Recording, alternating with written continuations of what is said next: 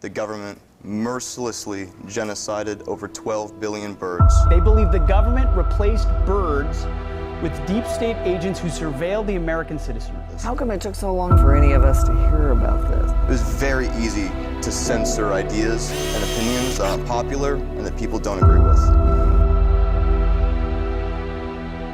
Let's look at the pigeons, for example. They have a set pattern to their coos.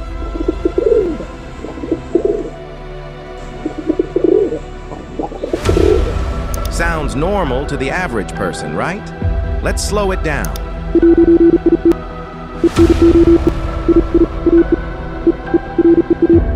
Any person can tell that it's Morse code, but why? This is the government's way of communicating without being suspected. If this is still hard to believe, let's decipher the message.